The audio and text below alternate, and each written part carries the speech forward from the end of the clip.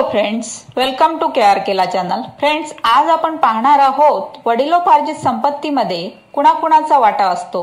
So friends, हा video पूर्ण बघा, लाईक, कमेंट आणि शेअर करा. सबस्क्राईब करायला अजिबात विसरू नका. वडिलोपार्जित संपत्ती म्हणजे काय? संपत्ती दोन प्रकारची असते. एक म्हणजे तुम्ही कमावलेली आणि दुसरी वडिलोपार्जित. कोणत्याही पुरुषाला आपल्या वडिलांकडून, आजोबाकडून किंवा पंजोबांकडून जी संपत्ती प्राप्त होते त्याला वडिलोपार्जित संपत्ती म्हणतात. जन्मानंतर त्या मुलाचा वडिलोपार्जित संपत्तीवर हक्क स्थापित होतो. वडिलोपार्जित संपत्तीमध्ये कुणाकुणाचा वाटा असतो हे आपण पाहूया.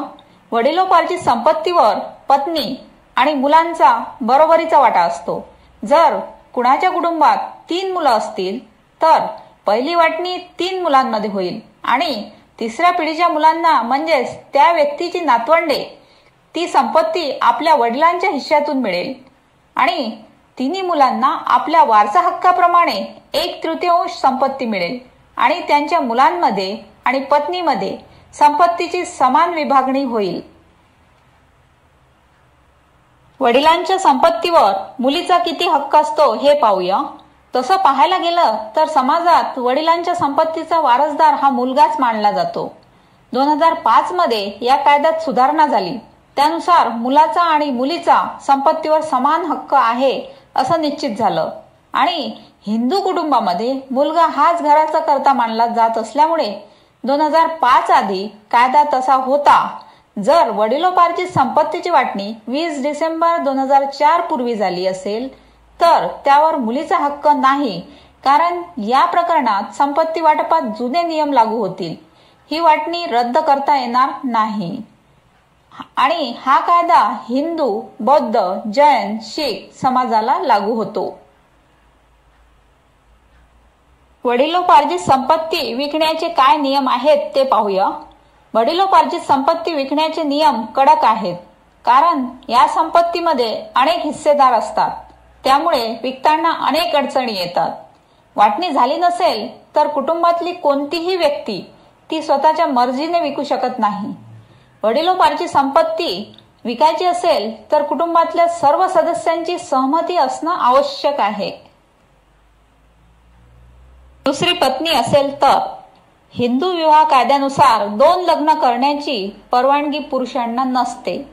जर पहिल्या पत्नीच्या मृत्यूनंतर किंवा घटस्फोटानंतर दुसरं लग्न झालं असेल तर ते लग्न कायदेशीर मानलं जातं. अशा स्थितीत दुसऱ्या पत्नीच्या मुलांचा त्या व्यक्तीच्या संपत्तीवर हक्क असतो, पण त्या व्यक्तीला वारसा हक्कानं मिळालेल्या संपत्तीवर त्यांचा हक्क नसतो. वडिलोपार्जित संपत्ती नसेल तर त्यावर कुणाचा हक्क? जर तुमची संपत्ती वडिलोपार्जित नसेल म्हणजे ती तुम्हीच कमावलेली असेल तर त्या संपत्तीची वाटणी कशी करायची याचा सर्वस्वी अधिकार तुमचाच आहे. तुमच्या जिवंतपणी किंवा तुमच्या पश्चात ती संपत्ती तुम्ही कुणाच्याही नावे करू शकता. जर मृत्यूपत्र नसेल तर वारसा हक्काने मिळालेली संपत्ती वगळता जी तुम्ही कमावलेली आहे त्या संपत्तीवर पत्नी आणि मुलांचा हक्क असतो.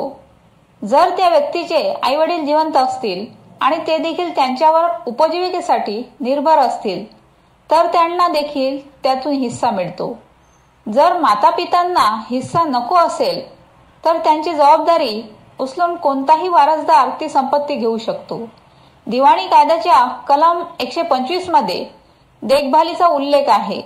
त्यानुसार त्या व्यक्तीवर अवलंबून असलेली पत्नी, आईवडील आणि मुलं त्या व्यक्तीच्या संपत्तीवर आपल्या उपजीविकेसाठी कायदेशीररित्या दावा करू शकतात.